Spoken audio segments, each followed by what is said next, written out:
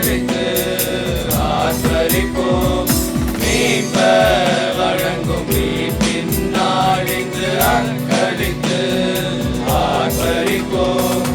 இன்று நம் சூசையின் திருநாள், அவரின் வழியாய் ஆசியை பெறுவோம். வாருங்கள் இறை மக்களே, கொடுங்கள் பலியினிலே ஒன்று சேர்ந்து இறைவனில் இணைய. வாருங்கள் இறை மக்களே, கொடுங்கள் பலியினிலே ஒன்று சேர்ந்து இறைவனில் இணைய.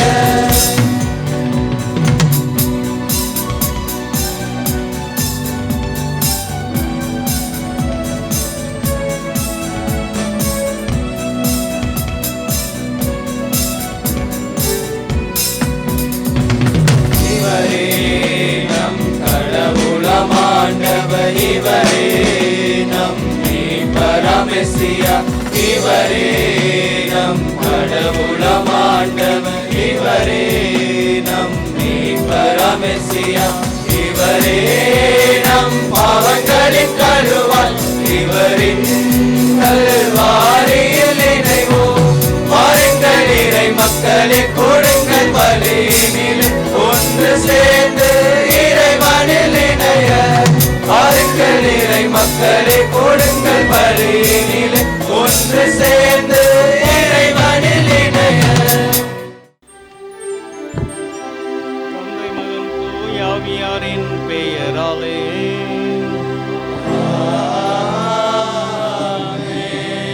நம் ஆண்டவராகிய இயேசு கிறிஸ்துவின் அருளும் கடவுளின் தூய ஆவியாரின் நட்புறவும் உங்கள் அனைவரோடும் இருப்பதாக.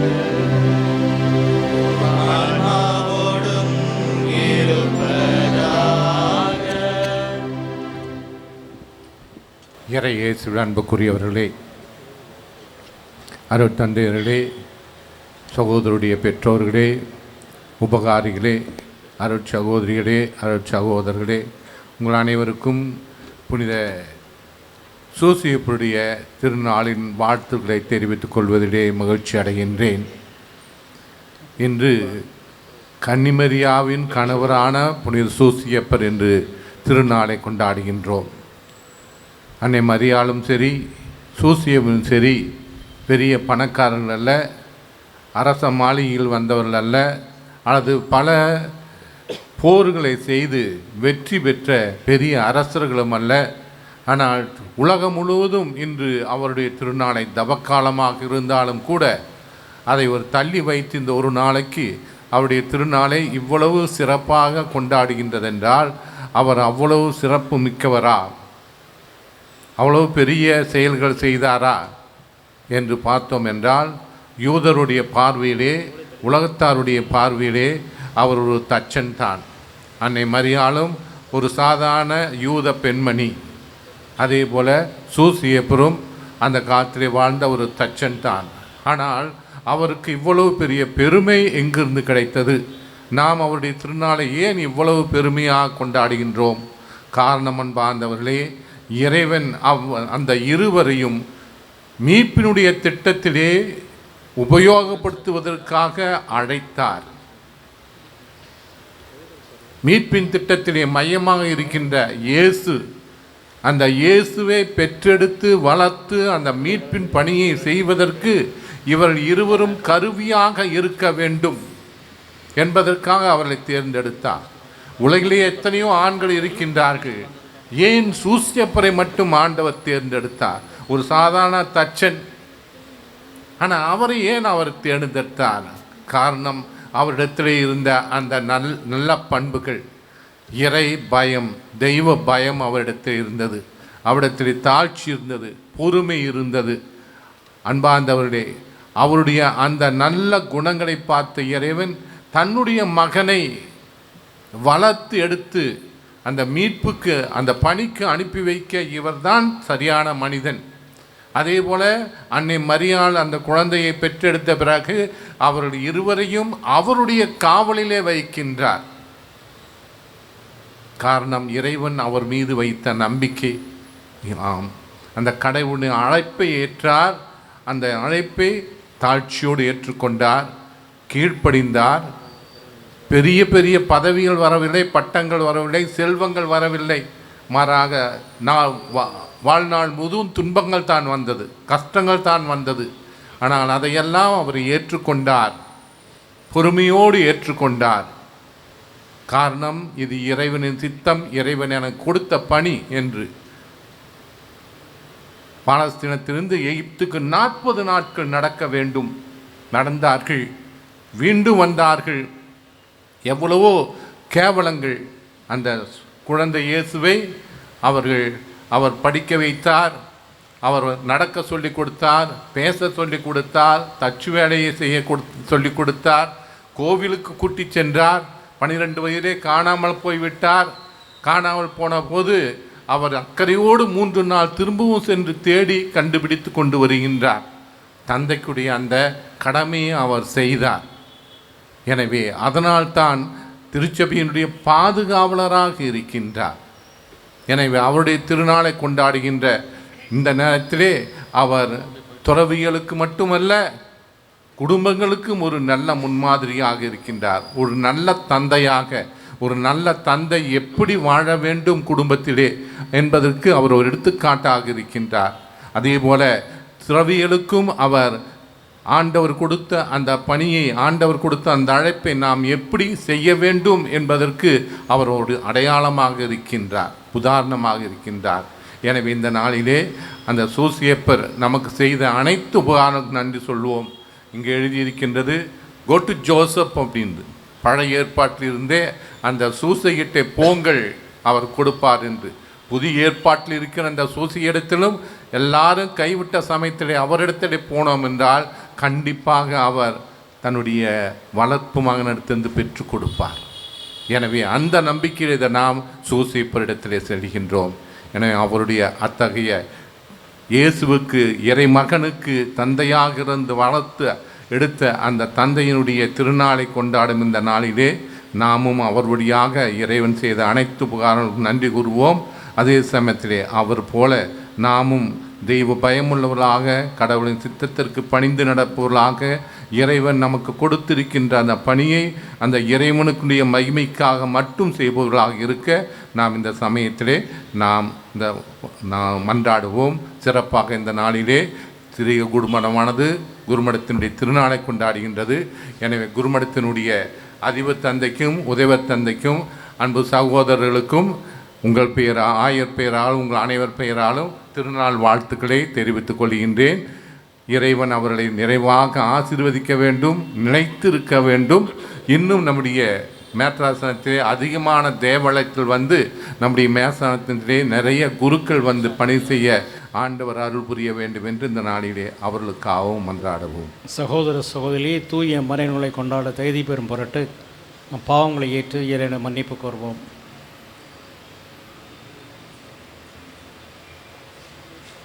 எல்லாமல்ல இறைவனிடமும்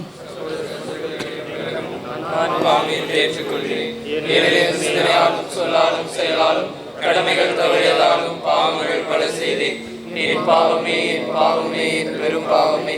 ஆகையால் எப்பொழுதும் கன்னியான புனித மரியாதை, வானதூதர்களையும் சகோதர சகோதரிகள் உங்களை நம் இறைவனாக ஆண்டவரிடம் எனக்காக வேண்டிக் கொள்ள மன்றாடுகிறேன். எல்லாமல்ல இறைவன் நம் மீது இரக்கம் வைத்து நம்முடைய பாவங்களை எல்லாம் மன்னித்து நம்மை நிலை வாழ்விற்கு அழைத்து செல்வாராக. ஆமென்.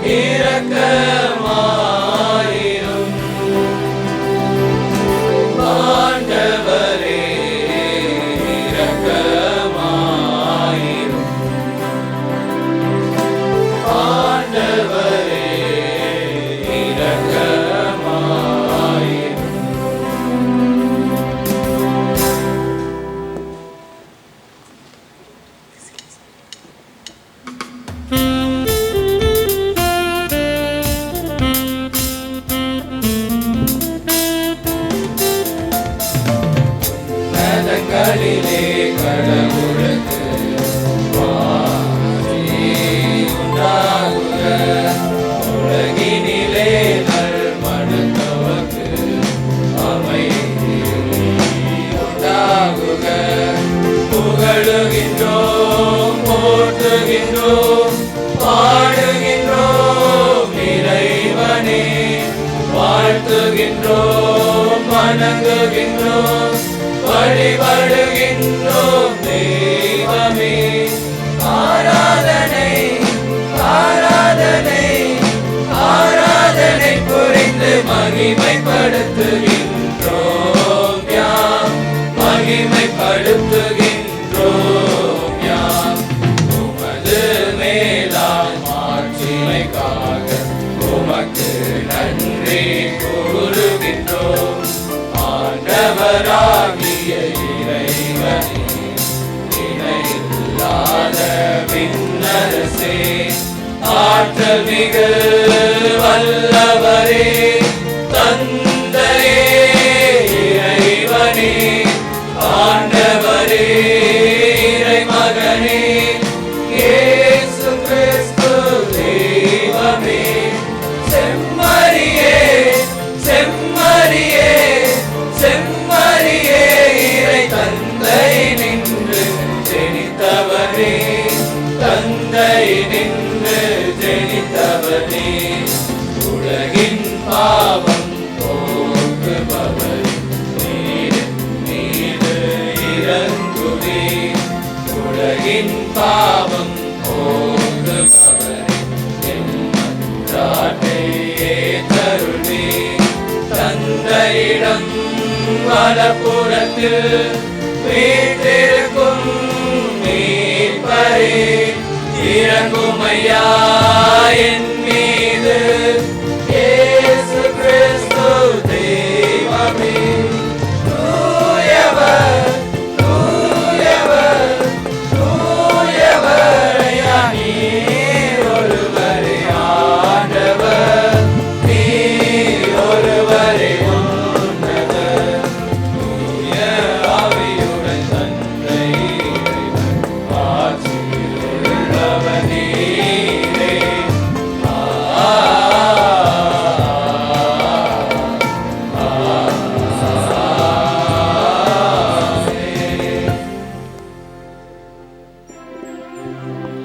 மன்றாடுமாக. எல்லாமல்ல இறைவா, மனித மீட்பின் மறைவுகளின் தொடக்கமாகிய இயேசுவை புனித யோசேப்பின் நம்பிக்கைக்குரிய காவலில் ஒப்படைத்தீரே. அவருடைய பரிந்துரையாலும் திரு அவை அந்த மீட்பு பணியை தொடர்ந்து ஆற்ற செய்வீராக. உம்மோடு தூய ஆவியாரின் ஒன்றைப்பில் இறைவனா என்றென்றும் வாழ்ந்து ஆட்சி செய்கின்ற எங்கள் ஆண்டவரும் உம் திருமகனுமாகிய இயேசு கிறிஸ்து வழியாக உம்மை மன்றாடுகின்றோம்.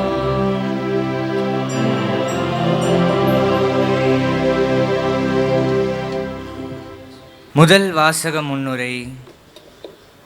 தாவீதின் குலத்தில் மெசியா பிறப்பார் என்ற இறைவனின் வாக்குறுதியை இன்றைய முதல் வாசகம் எடுத்துரைக்கிறது. தாவீதின் வழிமரபில் வந்த யோசேப்பு இயேசுவுக்கு வளர்ப்பு தந்தையாக பொறுப்பேற்றதன் மூலம் இந்த வாக்குறுதி நிறைவேறுகிறது. நம் முன்னோர்களுக்கு அளித்த வாக்கை என்றும் மறவாத இறைவனின் வார்த்தைகளுக்கு கவனமுடன் செவிமடுப்போம். முதல் வாசகம். உன் வழித்தோன்றலை உனக்கு பின் நான் உயர்த்தி அவனது அரசை நிலைநாட்டுவேன். சாமுவேல் 2ஆம் நூலிலிருந்து வாசகம். அதிகாரம் 7, 4, 5, 12 முதல் 14 மற்றும் 16. அந்நாட்களில் ஆண்டவரின் வார்த்தை நாத்தானுக்கு அருளப்பட்டது. நீ சென்று என் ஊழியன் தாவீதிடம் ஆண்டவர் இவ்வாறு கூறுவதாக சொல். உன் வாழ்நாள்கள் நிறைவு பெற்று நீ உன் மூதாதையரோடு துயில் கொள்ளும்போது உனக்கு பின் பிறக்கும் உன் வழித்தோன்றலை நான் உயர்த்தி அவனது அரசை நான் நிலைநாட்டுவேன். எனது பெயருக்காக கோவில் கட்டவிருப்பவன் அவனே. அவனது அரசை நான் என்றும் நிலைநிறுத்துவேன். நான் அவனுக்கு தந்தையாக இருப்பேன், அவன் எனக்கு மகனாக இருப்பான். என் முன்பாக உனது குடும்பமும் உனது அரசும் என்றும் உறுதியாக இருக்கும். உனது அரியணை என்றுமே நிலைத்திருக்கும். இது ஆண்டவரின் அருள்வாக்கு.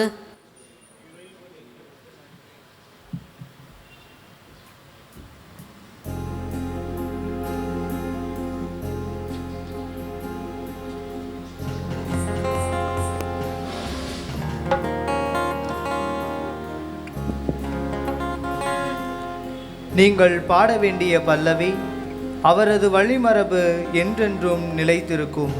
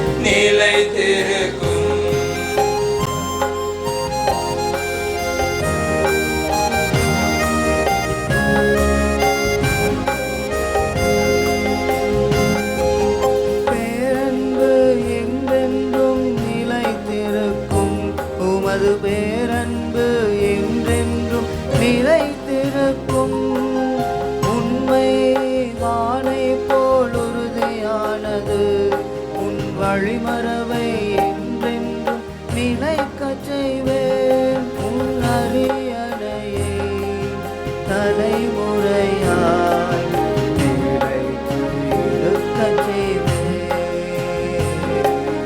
நிலைத்து இருக்கச் செய்வேன். அவரது வழிமரபு நிலைத்திருக்கும். அவரது வழிமரபு என்றென்றும் நிலைத்திருக்கும்.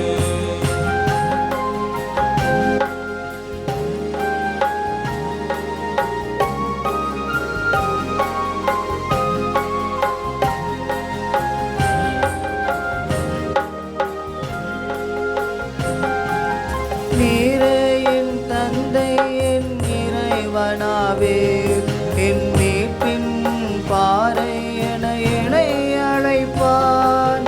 நீரே என் தந்தை என் இறைவன் என்று அவன் என்னை அழைத்திடுவான். அவனோடு நான் செய்த உடன்படிக்கை என்றென்றும் நிலைத்திருக்கும். என்றென்றும் நிலைத்திருக்கும்.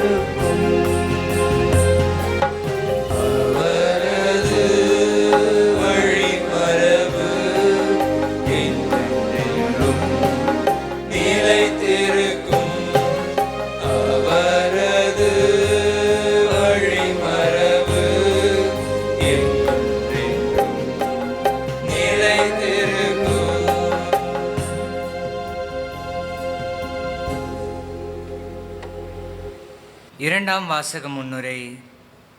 நம்பிக்கையற்ற சூழ்நிலையிலும் ஆபிரகாம் கடவுள் மீது கொண்ட அசைக்க முடியாத நம்பிக்கையினால் கடவுளுக்கு உகந்தவரானார் என்பதை பவுலடியார் விளக்குகிறார்.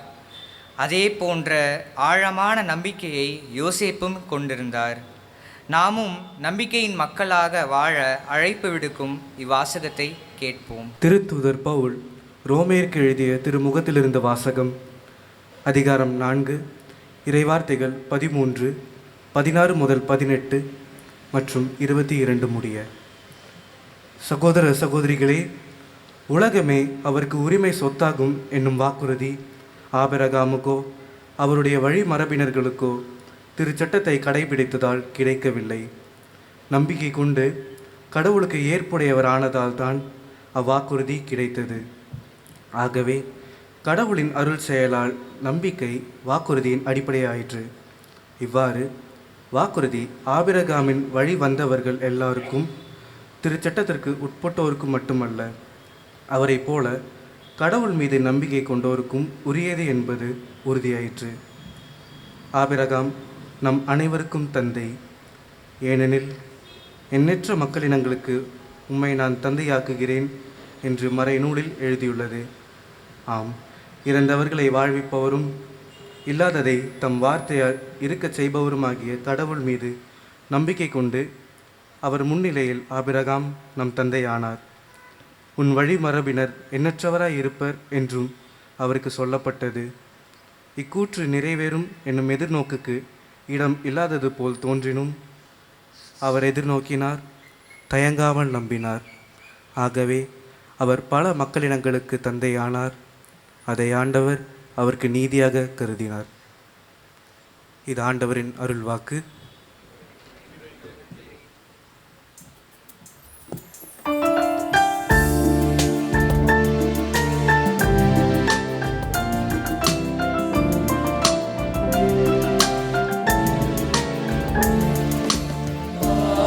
தன் மந்தையை காப்பது போல ஆண்டவர் நம்மை காக்கின்றார். ஆயத்தன் மந்தையை காப்பது போல ஆண்டவர் நம்மை காக்கின்றார்.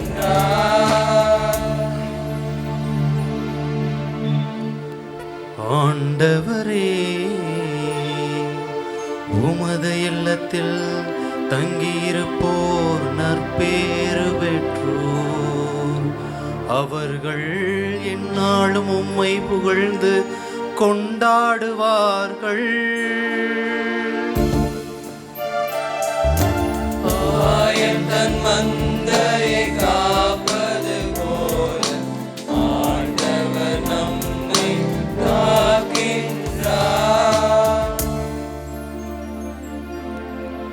ஆண்டவர் உங்களோடு இருப்பாராக. ஆன்மாவோடும் இருப்பாராக.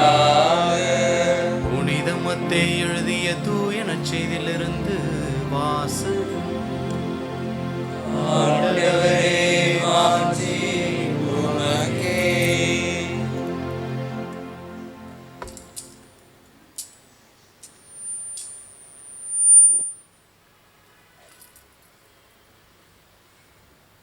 அதிகாரம் 1. இறைவனின் உயிருள்ள வார்த்தைகள் 16 மற்றும் 18 தொடங்கி 21 மற்றும் 24. யாக்கோப்பின் மகன் மரியாவின் கணவர் யோசேப்பு. மரியாவிடம் பிறந்தவரே கிறிஸ்து என்னும் இயேசு. இயேசு கிறிஸ்துவின் பிறப்பையொட்டிய நிகழ்ச்சிகள். அவருடைய தாய் மரியாவுக்கும் யோசேப்புக்கும் திருமண ஒப்பந்தம் செய்யப்பட்டிருந்தது. அவர்கள் கூடி வாழும் முன் மரியா கருவுற்றிருந்தது தெரிய வந்தது. அவர் தூய ஆவியால் கருவுற்றிருந்தார். அவர் கணவர் யோசேப்பு நேர்மையாளர். அவர் மரியாவை இகழ்ச்சிக்கு உள்ளாக்க விரும்பாமல் மறைவாக விலக்கிவிட திட்டமிட்டார். அவர் இவ்வாறு சிந்தித்து கொண்டிருந்தபோது ஆண்டவரின் தூதர் அவருக்கு கனவில் தோன்றி, யோசேப்பே, தாவீதின் மகனே, உம் மனைவி மரியாவை ஏற்றுக்கொள்ள அஞ்ச வேண்டாம். ஏனெனில் அவர் கருவுற்றிருப்பது தூய ஆவியால்தான். அவர் ஒரு மகனை பெற்றெடுப்பார். அவருக்கு இயேசு என பெயரிடுவீர். ஏனெனில் அவர் தம் மக்களை அவருடைய பாவங்களிலிருந்து மீட்பார் என்றார். யோசேப்பு தூக்கத்திலிருந்து விழித்தெழுந்து ஆண்டவரின் தூதர் தமக்கு பணித்தவாறே தம் மனைவியை ஏற்றுக்கொண்டார்.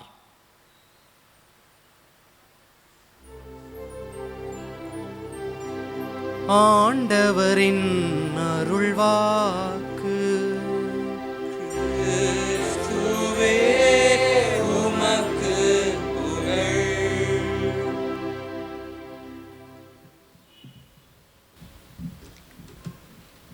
இயேசு ஆண்டவரில் பிரியமான சகோதரர்களே, சகோதரிகளே, நம்முடைய பாதுகாவலர் புனித சூசையப்பர் மிக பெரிய புனிதர். திரு அவையில் மிகப்பெரிய புனிதர், ஒப்பற்ற புனிதர், அதுவும் முதன்மையான புனிதர். எதற்காக நான் அப்படி சொல்கிறோம் என்றால், அவர் கடவுளுடைய தந்தையாக இருந்தார். வளர்ப்பது இயேசுவுக்கு தந்தையாக இருந்தார். ஆகவே தான் மிக பெரிய புனிதர் என்று சொல்கின்றோம். புனித யோசேப்பு குடும்பத்தில் வாழ்ந்த ஒரு துறவி. குடும்பத்தில் வாழ்ந்த ஒரு துறவி.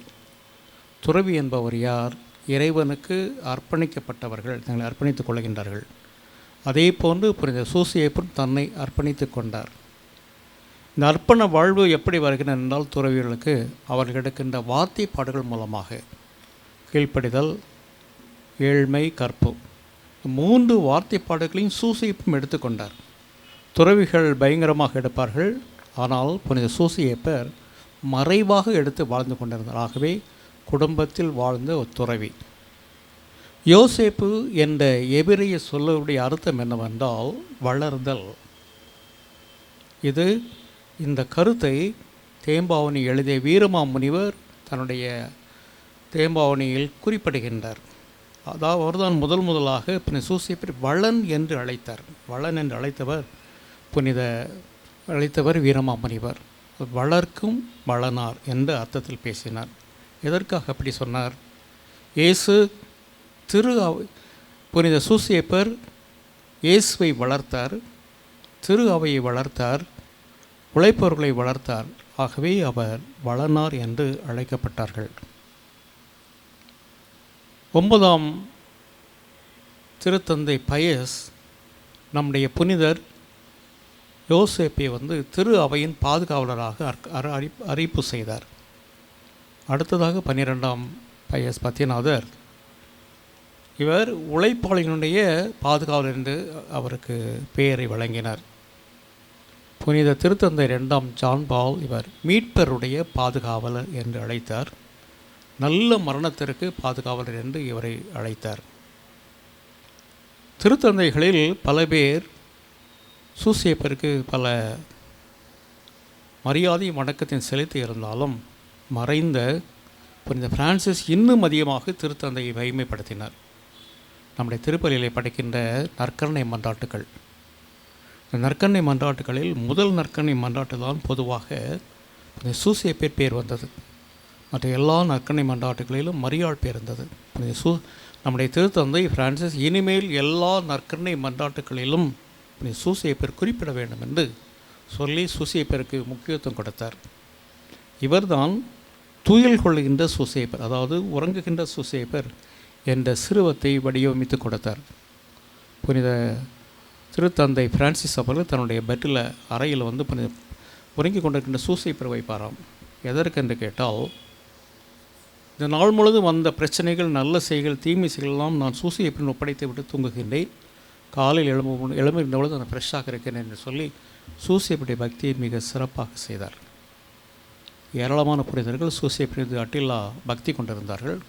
அதில் குறிப்பிடத்தக்கவர் புனித அவலா திரேசா. அவலா திரேசா என்பவர் மறைவலர், டாக்டர் ஆஃப் த சர்ச். அவர் சூசையப்பரின் அளவு கண்டு பக்தி கொண்டிருந்தார். இவ்வாறு பல புனிதர்கள். சூசையப்பருடைய வாழ்க்கை பார்க்கின்ற பொழுது பல பண்புகள் இருந்தாலும் 3 பண்புகளை நான் சுட்டிக்காட்ட விரும்புகின்றேன். ஒன்று, இவர் ஒரு அன்பான தந்தை. தொடக்க திருச்சபையிலிருந்து இவர் அன்பான தந்தை என்று அழைக்கப்பட்டார். ஆகவே தான் ஏராளமான துறவர சபைகள் இவருடைய பேரில் இருக்கிறது. ஏராளமான ஆலயங்கள் இவர் பெயரில் கட்டப்பட்டுள்ளது. ஏராளமான நிறுவனங்கள், கல்லூரிகள், பள்ளிகள் என்று இவர் பெயரால் இருக்கின்றது. ஏராளமான மக்களும் இவரை பெயரை தாங்கி இருக்கின்றார்கள். புனித ஜான் கிறிஸ்டோபர் சொல்லுவார், புனித சூசையப்பர் மீட்பு பணியில் தன்னை அர்ப்பணித்து கொண்டு மரியாளுக்கு கணவராகவும் இயேசுவுக்கு அன்பான தந்தையாகவும் இருந்தார். ஆகவே ஒரு அன்பான என் தந்தை சுட்டி காட்டப்படுகின்றது.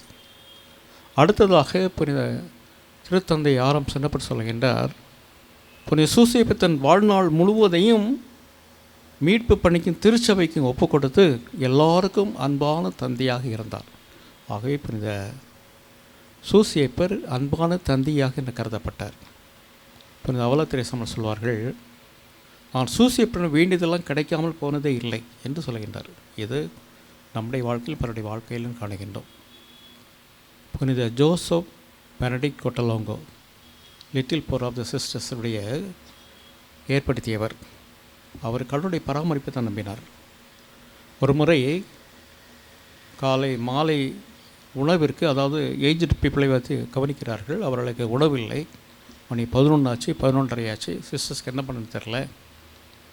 ஜோசப் பெனடிக்ட் வேட்டவங்க சொன்னாலும் ஒன்றுமே சாப்பாடு இல்லை, என்ன பண்ணுறது? இல்லை, கடவுள் கொடுப்பார். 11:30க்கு சொல்கிறார். ஆலயத்துக்கு சென்று சூசையப்பர் சுரத்துக்கு முன்னால் ஜெபித்தார். கடுமையான மழை. ஒரு 12:30க்கு ஒரு மனிதர் கதவை தட்டினாராம். ஒரு வண்டியில் கொஞ்சம் பொருட்கள் கொண்டு வந்தார். கொண்டு வந்து சொல்கின்றாராம், இதை உங்களிடம் கொடுக்க சொன்னார்கள். யார் கொடுத்தாரோ எவர் கொடுத்தாரோ கேட்காதீர்கள், எனக்கு தெரியாது. உங்களுடைய வவுச்சரும் ஒன்றுமே தேவையில்லை என்று கொடுத்து விட்டு சென்றார். அந்த உணவு அந்த வயதில் முதிர்ந்தவர்களுக்கு கொடுக்கவே முற்பட்டார்கள். இது சூசையப்பர் செய்த பெரிய வல்லமை. ஆகவே சூசையப்பர் ஜெபிக்கின்றவள தான் நம்ம கிடைக்காமல் போகுது என்பதை ஆணித்தரமாக அழுத்தமாக சொல்கின்றார்கள். அடுத்ததாக ஹைதராபாத்தை சேர்ந்த நிசாம் என்றவர் ஒரு பணக்காரர். காலையில் நம்ம லிட்டில் சிஸ்டர்ஸ் போருடைய காணொலியில் கதை தட்டினாராம். காலையில் 5 மணிக்கு சுப்பீரியர் போய் திறந்தாங்க. என்னன்னு கேட்டாராம். அவருடைய வரவேற்பறையில் சூசையப்பருடைய சிறுவை இருந்தது. இவர் யார் என்று கேட்டாராம். இவர் எங்களுடைய பாதுகாவலர், எங்களுடைய வழி நடத்துகின்றவர். இவர் நேற்று என்னுடைய கனவில் தோன்றினார். தோன்றி உங்களை சந்திக்க சொன்னார். ஆகவே நான் பார்க்க வந்திருக்கிறேன். அன்றுதான், அந்த இரவில் தான் திருடர்கள் புகுந்து அங்கே இருக்கின்ற அனைத்து மளிகை சாமான்கள், அரிசியெல்லாம் தூக்கிட்டு போயிட்டாங்க, திருடிட்டு போயிட்டாங்க. காலையில் ஒன்றுமில்லை என்பதை அப்பொழுது உணர்ந்து சொன்னாங்களாம், இப்படி ஆகிப்போச்சு. எனவே அவர் அவர்களுக்கு தேவையான உணவுப் பொருட்களை தொடர்ந்து கொடுத்தார். சூசையப்பருடைய புதுமை. இவ்வாறு சூசையப்பர் வேண்டுகிறெல்லாம் எல்லாவற்றையும் பெறுவார்கள். எனவே தான் நாம் சொல்கின்றோம், பழைய ஏற்பாட்டில் இந்த சூசை என்பவர் அவருடைய உடன் பிறந்தவர்களால் விற்கப்பட்டார். எகிப்திலே ஒரு பெரிய அதிகாரியாக மாறினார். அந்த பஞ்ச காலத்தில் அரசன் என்ன சொல்கின்றான், உங்களுக்கு தேவையானதை சூசையிடம் சென்று பெற்றுக்கொள்ளுங்கள், பெற்றுக்கொள்ளுங்கள். இதைத்தான் இன்று நம்முடைய திரு அவை சொல்கின்றது. நமக்கு தேவையானதை சூசையிடம் சென்று பெற்றுக்கொள்ளுங்கள் என்று சொல்கின்றார்கள். எனவே சூசையப்பர் எப்பொழுதுமே ஒரு கனிவான தந்தையாக இருந்தார். அடுத்ததாக சூசையப்பர் கீழ்ப்படிதல். எதை சொன்னாலும் முழுமுழுக்காமல் கீழ்ப்படிந்தார். எடுத்துக்காட்டாக அவர் இன்றைய நச்சிலை வாசித்தது போல மரியாள் கருவுற்றிருப்பது அவருக்கு புரியவில்லை. எனவே மறைவாக விலக்கி விட வேண்டும் இருந்தார். கனவில் வானத்துடன் தோன்றுகின்றார். பொதுவாக விவிலியத்தில் கனவு என்பது இறைவனுடைய வார்த்தையை தெளிவுபடுத்துகின்ற பொருள் கொடுக்கின்ற ஒரு ஊடகம். மரியாளுக்கு இறை வார்த்தை எப்படி கிடைத்தது? வானதூதர் மூலமாக. நம்முடைய பாதுகாவலர் சூசையப்பருக்கு அவருக்கு கனூன் மூலமாக கிடைத்தது. மரியாளை விலக்கிவிட நினைத்தார். எப்படி விலக்கிவிட நினைத்தார்? மறைவாக. எதற்காக மறைவாக செய்ய வேண்டும்? தன்னுடைய மனைவிக்கும் கெட்ட பேர் வரக்கூடாது, குடும்பத்துக்கும் கெட்ட பேர் வரக்கூடாது, தனக்கும் கெட்ட பேர் வரக்கூடாது. என்ன பெருமையான, என்ன அருமையான பண்பு! ஆகவே தான் அவரை நேர்மையாளர், நீதிமான் என்று விவிலியம் அழைக்கின்றது. இஸ்ராயல் வழக்கப்படி ஒரு பெண் திருமணம் ஆவதற்கு முன் தாய்மை பேற்றை பெற்றிருந்தால் அவளை கல்லால் அடித்து கொல்ல வேண்டும், நாடு கடத்தப்பட வேண்டும். இவையெல்லாம் அன்னைக்கு தெரிந்திருக்கும், சூசையப்பருக்கு தெரிந்திருக்கும். அதே சமயத்தில் குடும்பங்கள் பல அவமானங்கள் பட்டிருக்கலாம். இதையெல்லாம் பொருட்படுத்தால் சூசையப்பர் மறைவாக விலக்கிவிடமிருந்து இறுதியில் ஏற்றுக்கொள்கின்றார். அன்புள்ள இறைமக்களே, இந்த வகையான பண்பு இன்று நமக்கு அதிகம் தேவை. நம்மளுடைய சூழ்நிலை இப்படி ஆச்சு என்ன பண்ணியிருப்போம், உடனே டைவர்ஸ் பண்ணி கோர்ட்டுக்கு போயிருப்போம், அல்லது ஊரில் பஞ்சாயத்து கூடி அவமானப்படுத்தியிருப்போம். மாறாக மன்னிக்கின்ற மறந்துவிட்டோம். ஆக இந்த பண்பு நமக்கு தேவை. அதே சமயத்தில் புரணி பேசி பிறருடைய பேரை கெடுக்கிறது, இவ்வாறு பல தீய குற்றங்களும் செய்கின்றோம். இவையெல்லாம் பெருந்தன்மையோடு மன்னிக்கின்ற பண்பு நமக்கு இருக்கின்றதா, அதை நான் சூசையிலிருந்து பெற்றுக்கொள்ள வேண்டும். இரண்டாவதாக எப்படி கீழ்ப்பணிந்தார் என்றால், நீங்கள் எகிப்து செல்ல வேண்டும் என்று சொன்னார், ஏற்றுக்கொண்டார், சென்றார். அங்கிருந்து நீங்கள் திரும்பி இஸ்ராயலுக்கு வர வேண்டும் சொன்னபோது ஏற்றுக்கொண்டார். இஸ்ராயலுக்கு வந்த பிறகு நீங்கள் பெத்லேகேம் செல்ல வேண்டாம், ஏன்னா அர்க்கிலா என்ற ஒரு அரசன் கொடூரமான, ஆகவே நீங்கள் ஆசிரியத்தில் தங்குங்கள் என்று சொன்னார். இங்கே நாம் என்ன கண்டோம், ஒரு வார்த்தை கூட முடுக்கவில்லை. கடவுள் ஏன் இப்படி நம்ம செய்கிறார், சோதனை கொடுக்கிறார் நினைக்கவில்லை.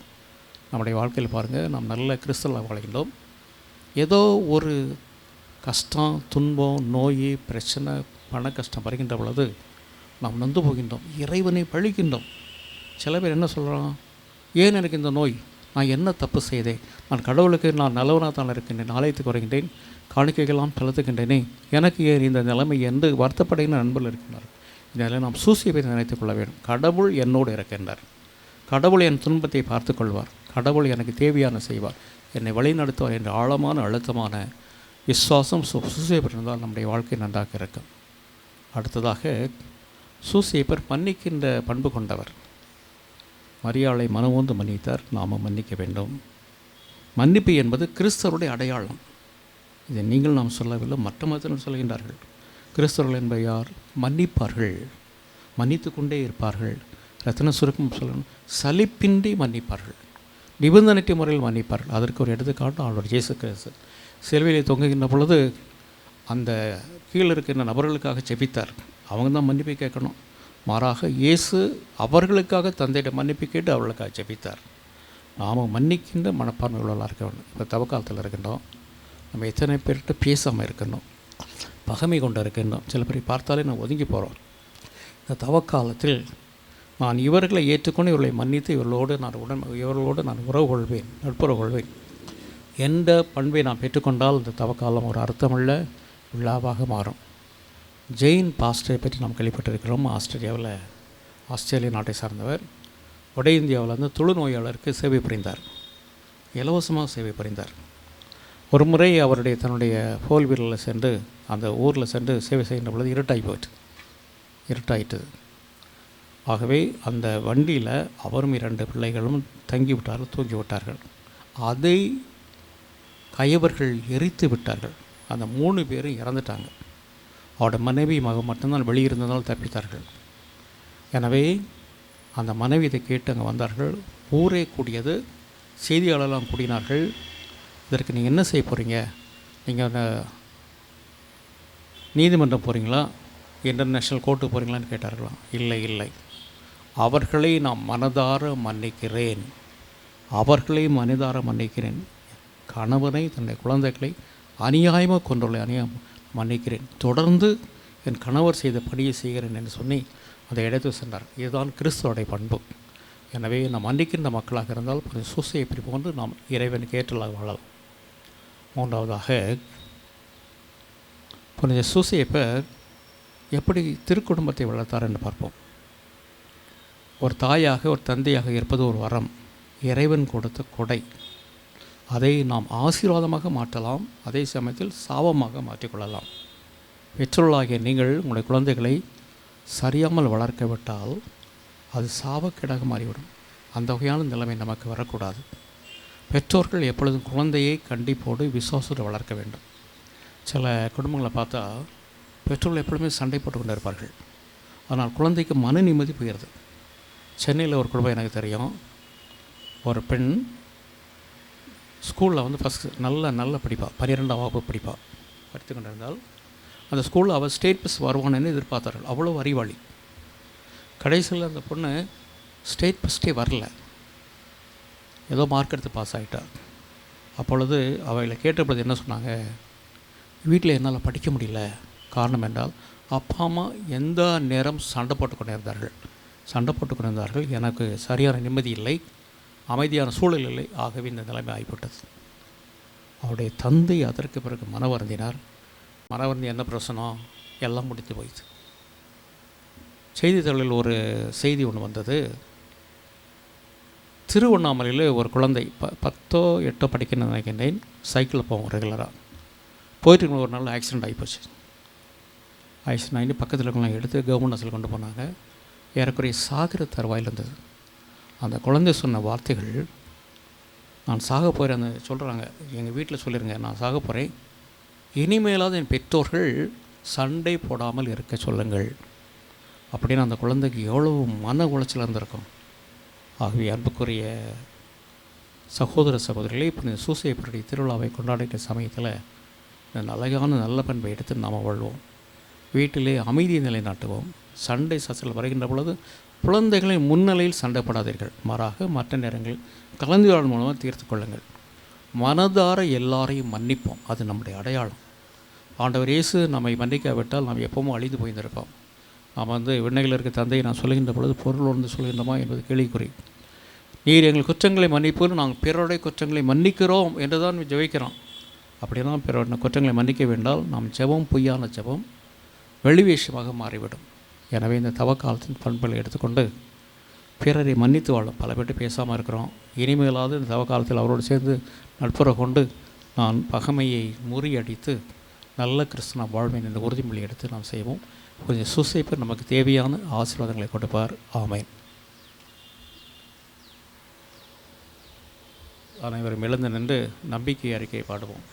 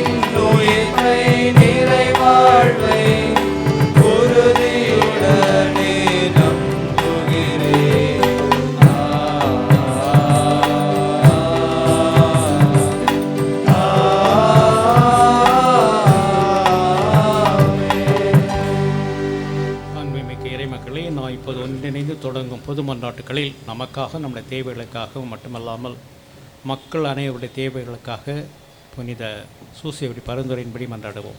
பாறையின் மீது கட்டப்பட்ட திருச்சபையின் தலைவரான எம் திருத்தந்தைக்காகவும் எம் மறைமாவட்ட ஆயர் முதன்மை குரு பொருளாளர் தந்தை இவர்களுக்காகவும் இவர்களோடு இணைந்து பணியாற்றும் அனைத்து குருக்களுக்காகவும் வேண்டுகிறோம். அவர்களை நீரே உமது பாதுகாப்பில் வைத்து அவர்களின் அனைத்து உடல் உள்ள ஆன்மீக தேவைகளையும் நிறைவேற்றிட வேண்டி இறைவா மிம்மிடம் இறைஞ்சுகிறோம். ஆண்டவரே, எங்கள் மன்றாட்டை கேட்டருளும். தற்போதைய அரசியல் நிலையால் போர்களும் வன்முறைகளும் பெருகி குலைந்து போன உலக அமைதிக்காக மன்றாடுகின்றோம். உலக தலைவர்கள் தங்கள் சுயநலத்தை விட்டுவிட்டு மக்களின் நலனில் அக்கறை கொண்டு போர்களை நிறுத்தவும், மேலும் வரவிருக்கும் சட்டமன்ற தேர்தலில் மக்கள் தகுந்த தலைவர்களை தேர்ந்தெடுக்கும் ஞானம் பெற வேண்டி இறைவா உம்மிடம் இறைஞ்சுகின்றோம். ஆண்டவரே எங்கள் மன்றாட்டை கேட்டருளும். திரு அவையின் தேவைகளை நிறைவேற்ற அதிகப்படியான வேலையாட்கள் தேவைப்படும் இக்காலகட்டத்தில் எம் இளைய சமூகம் அழைக்கும் குரலுக்கு செவிசாய்த்து குருக்களாகவும் கன்னியர்களாகவும் பணி செய்ய முன்வரவும், இப்பணிக்கு நேர்முகமாகவோ மறைமுகமாகவோ உதவும் அனைத்து ஈகையாளர்களின் நலன்களுக்காகவும் மன்றாடுகிறோம். இன்னும் அதிக முக்கியமாக எம் புதிய குருமடத்தை கட்டுவதற்கு தேவையான அனைத்து அனுமதிகளோடு சேர்த்து அனைத்து தேவைகளையும் பூர்த்தி செய்ய வேண்டி இறைவா உம்மிடம் இறைஞ்சுகிறோம். ஆண்டவரே எங்கள் மன்றாட்டை கேட்டருளும்.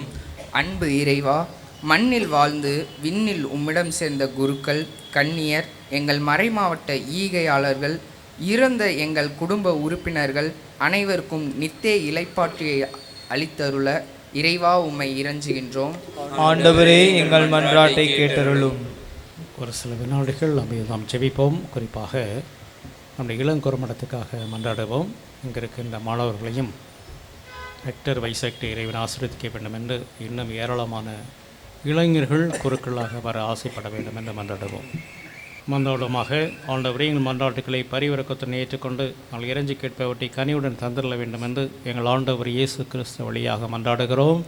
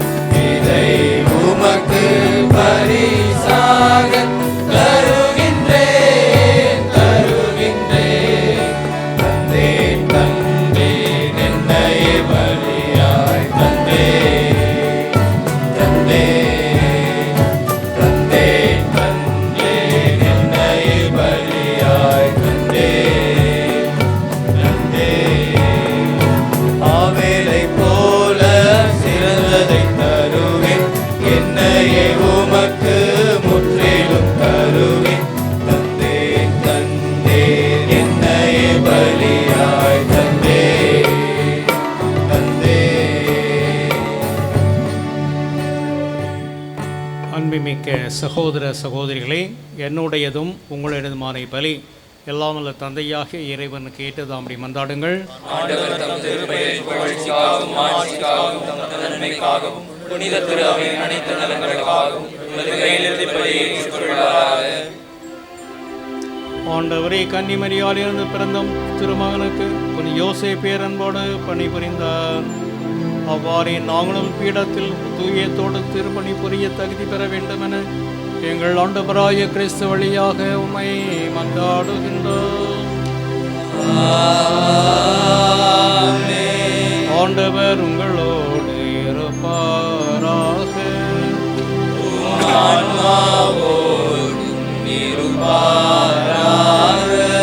இதயங்களை மேலே எழுப்புங்கள். ஆண்டவரிடம் எழுப்பியுள்ளோம். இறைவனாகி ஆண்டவருக்கு நன்றி கூறுவோம். அதுவே தகுதியும் நீதியும் ஆனதே. ஆண்டவரே, தூயவரான தந்தையே, என்றுமுள்ள எல்லாமல்ல இறைவா, என் ஆளுமை விடத்திலும் நாங்கள் உமக்கு நன்றி செலுத்துவதும் புனித யோசேப்பின் பெருவிழாவில் தக்க பொருளை சாற்றியுமை ஏற்றி போற்றுவதும் மெய்யாகவே தகுதியும் நீதியுமாகும். எங்கள் கடமையும் மீட்புக்குரிய செயலுமா. நேர்மையாளராகிய அவரை கடவுளின் தாயாக கன்னிமரியாளுக்கு கணவராக தந்தருளினே.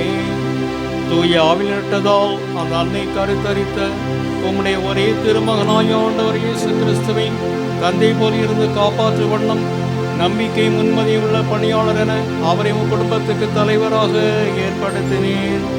கிறிஸ்து வழி ஆமதி மாண்பி வாழ்ந்தோர் கொள்கின்றனர், தலைமை தாங்கோர் வழிபடுகின்றனர், அதிகாரம் செலுத்தும் திருமல் நடங்குகின்றனர்.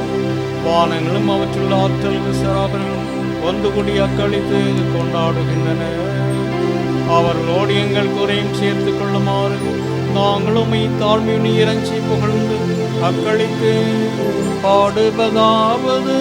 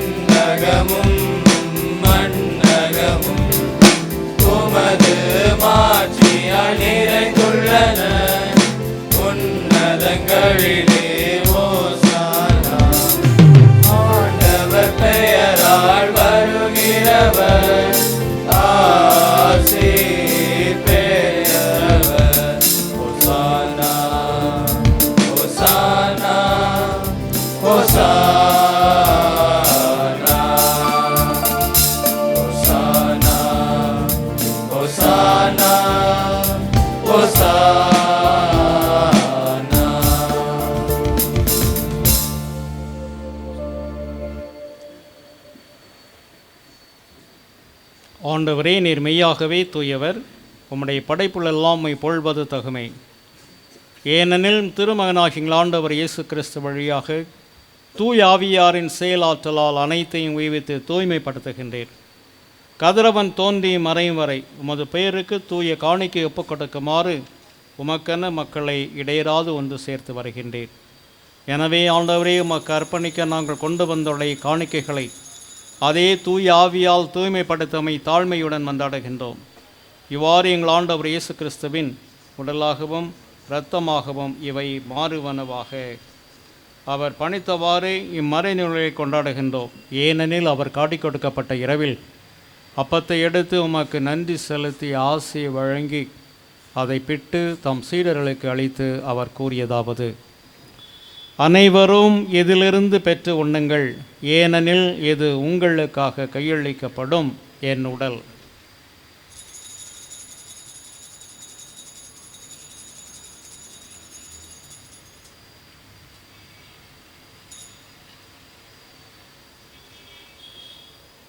அவ்வண்ணமே இரவிருந்தை அருந்திய பின் கிண்ணத்தை எடுத்து உமக்கு நன்றி செலுத்தி ஆசி வழங்கி அதை தம் சீடர்களுக்கு அளித்து அவர் கூறியதாவது: அனைவரும் இதிலிருந்து பெற்று பருகுங்கள், ஏனெனில் இது புதிய நிலையான உடன்படிக்கைக்குரிய என் இரத்தத்தின் கிண்ணம். இது பாவ மன்னிப்புக்கென்று உங்களுக்காகவும் பலருக்காகவும் சிந்தப்படும். இதை என் நினைவாக செய்யுங்கள்.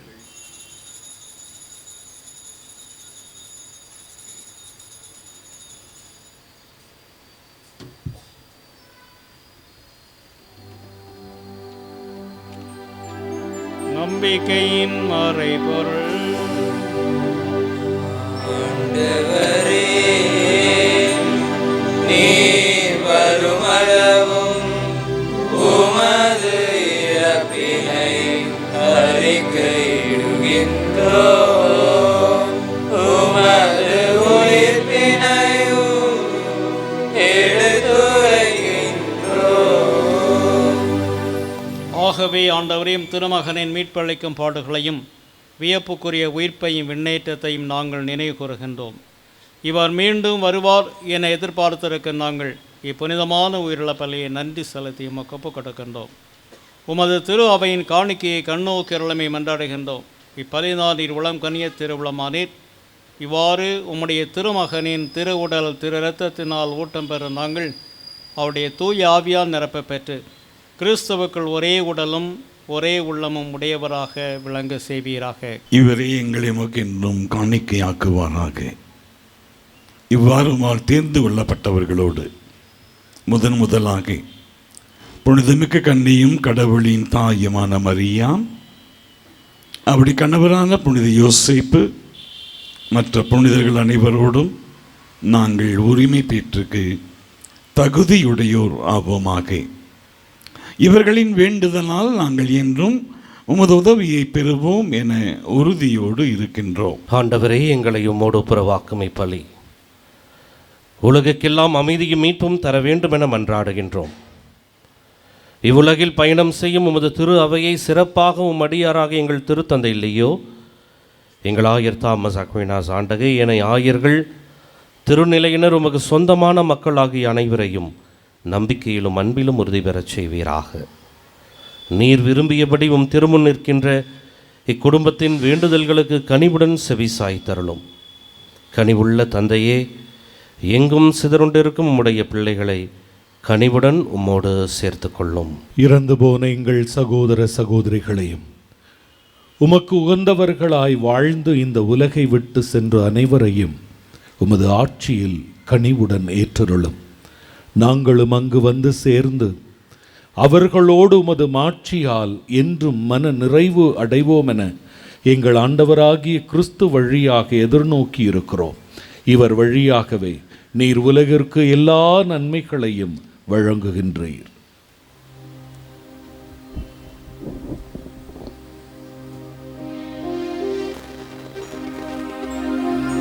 இவர் வழியாக இவரோடு இவரில் எல்லாம் வல்ல இறைவனாகிய தந்தையே, தூய ஆவியாரின் ஒன்றிப்பில் எல்லா புகழும் ஆட்சியும் என்றென்றும் உமக்கு உரியவே.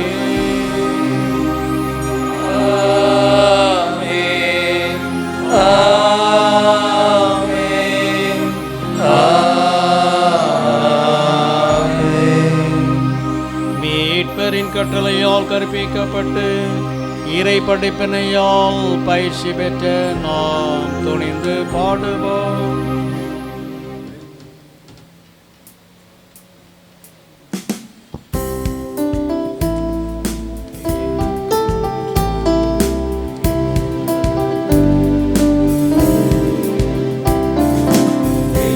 உலகில் இருக்கின்ற எங்கள் தந்தையே,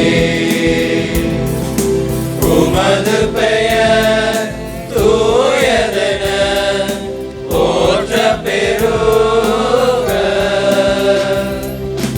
உமது ஆட்சி வருக. உமது திருவுளம் விண்ணுலகில் நிறைவேறுவது போல மண்ணுலகிலும் நிறைவேறுக. எங்கள் அன்றாட உணவை இன்று எங்களுக்கு தாரும். எங்களுக்கு எதிராக குற்றம் செய்வோரை நாங்கள் மன்னிப்பது போல எங்கள் குற்றங்களை மன்னியும். எங்களை சோதனைக்கு உட்படுத்தாதேயும். தீமையில் இருந்து எங்களை விடுவே தருளும். எங்களை விடுவே தருளும். ஆண்டவரே, தீமை அனைத்திலும் இருந்தும் எங்களை விடுவித்து எங்கள் வாழ்நாளில் அமைதியை கனிவுடன் அருள உம்மை மன்றாடுகின்றோம். உமது இரக்கத்தின் மீயால் நாங்கள் பாவத்திலிருந்து எப்போதும் விடுதலை பெற்று யாதொரு கலக்கமின்றி நலமாயிருப்போமாக. நாங்கள் எதிர்நோக்கி இருக்கும் பேரின்பத்துக்காகவும் எம் மீட்பராகிய இயேசு கிறிஸ்துவின் வருகைக்காகவும் காத்திருக்கின்றோம். ஆட்சியும் வல்லமையும் மாட்சியும் என்றென்றும் உமதே. ஆண்டவரே இயேசு கிறிஸ்துவை, அமைதியை உங்களுக்கு விட்டு செல்கின்றேன், என் அமைதியை உங்களுக்கு அளிக்கின்றேன் என்று உம் திருத்துதர் ஒழுக்கம் அளிந்தீரே. எங்கள் பாவங்களை பாராமல் உம் திரு அவை நம்பிக்கையை கண்ணோக்கி உமது திருவுளத்திற்கு ஏற்ப அதற்கு அமைதியும் ஒற்றுமையும் அளித்தல்வீராக. என்றென்றும் வாழ்ந்து ஆட்சி செய்கின்றவர் நீரே. ஆமென். ஆண்டவருடைய அமைதி உங்களோடு என்றும் இருப்பதாக. உம் ஆன்மாவோடும் இருப்பதாக. ஒருவருக்கொருவர் இறைவன் வழங்கும் அமைதியை பகிர்ந்து மகிழ்வோம்.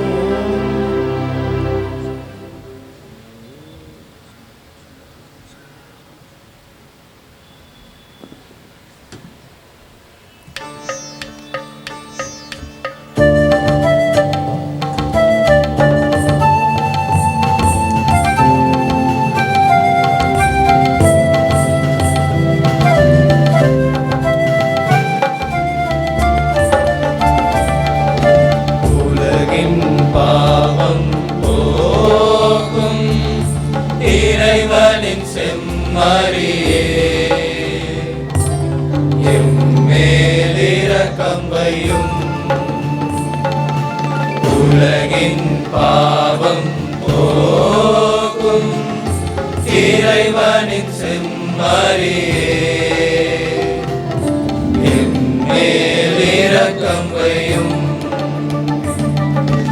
உலகின் பாவம் போக்கும் இறைவனின் செம்மறியே, எமக்கு அமைதி அருளும். எமக்கு அமைதி அருளும். இதோ இறைவனின் செம்மறி, இவரை உலகின் பாவங்களை போக்குகின்றவர். இந்த விருந்துக்கு அழைக்கப்பட்ட நாம் பேறு பெற்றோம். நான் தகுதியற்றவன், ஆனால் ஒரு வார்த்தை மட்டும் சொல்லிவிடும், எனது ஆன்மா வாழ்வதோடு.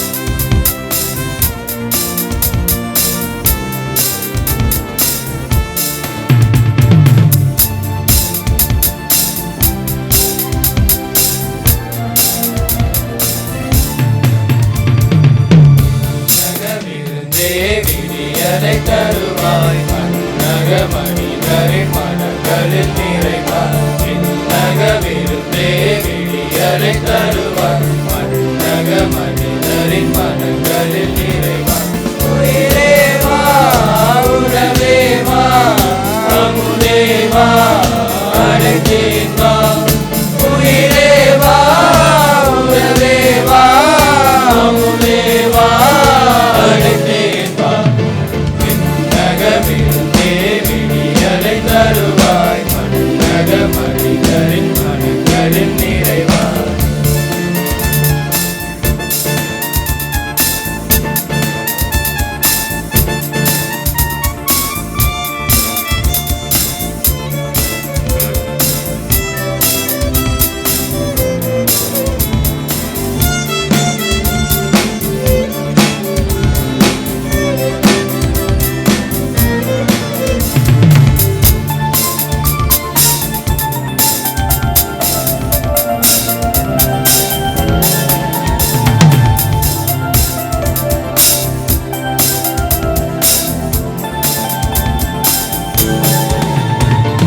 பாவத்திலே வாழ்ந்த எம்மை மீட்கவே மனிதனை பிறந்தாயே உன்னுடலை உணவாக அருந்தவே எம்மை அழைத்தாயே பாவத்திலே வாழ்ந்த எம்மை மீட்கவே மனிதனை பிறந்தாயே உன்னுடலை உணவாக அருந்தவே எம்மை அழைத்தாயே உயிரே வா உறவே வா அமுதே வா அழைத்தேன் வா உயிரே வா உறவே வா அமுதே வா அழைத்தேன் வா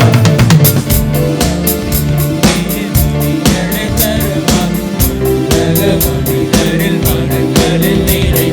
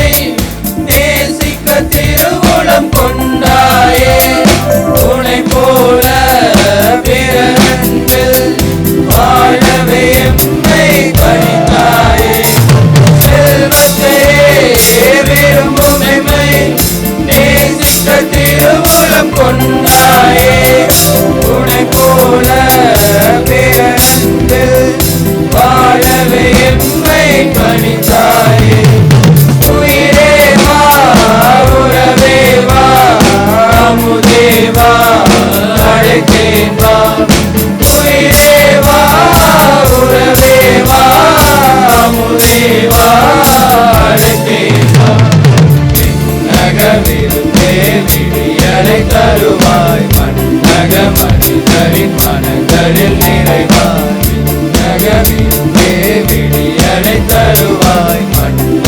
மனிதரின் மனங்களில் நிறைவாய்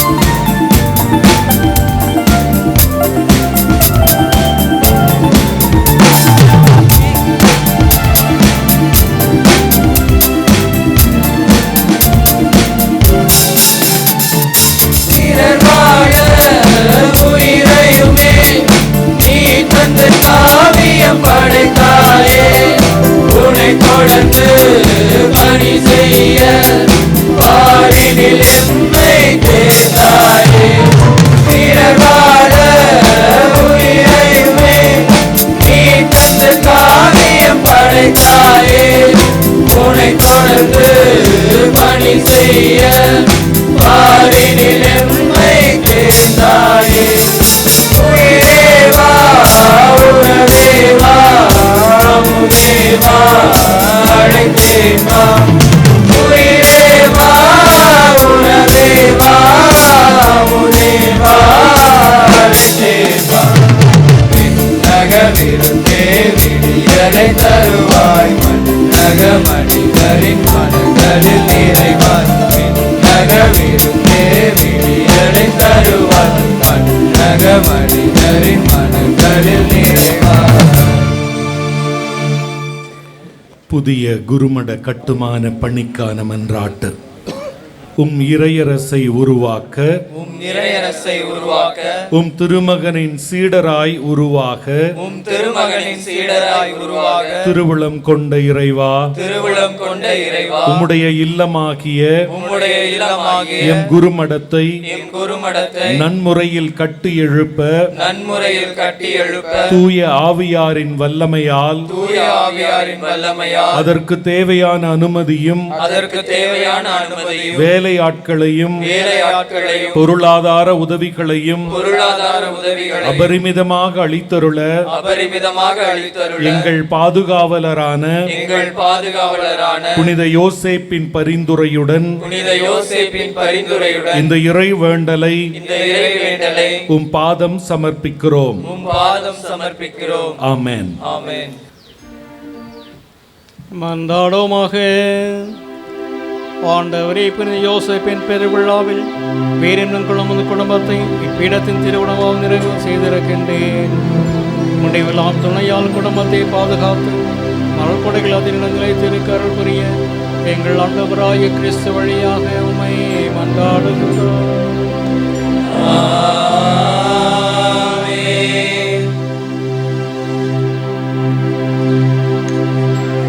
ஆண்டவர் உங்களோடு இருப்பாராக.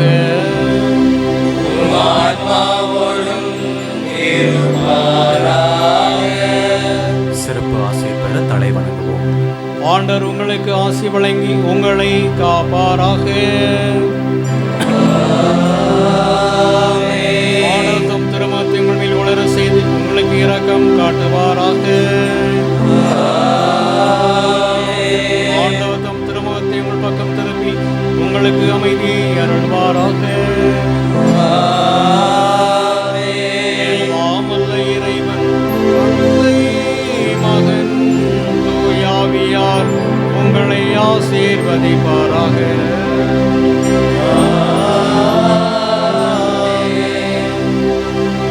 இறைவன் நிலைத்து வாழ சென்று வாருங்கள். திருப்பலி நிறைவேறிற்று.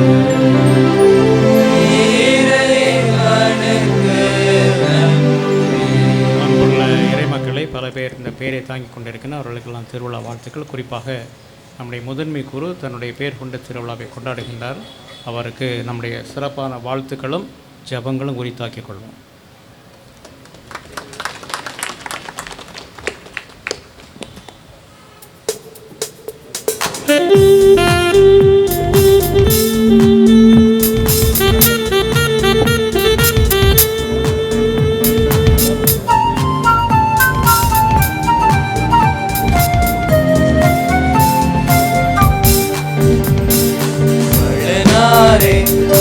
எங்கள் தந்தையே, மரியாவின் துணை காவலரே, அழனாரே எங்கள் தந்தையே, மரியாவின் துணை காவலரே, உந்தன் பாதம் நாடி வந்தோம், பரிந்துரை வேண்டி நின்றோம், உந்தன் பாதம் நாடி வந்தோம், பரிந்துரை வேண்டி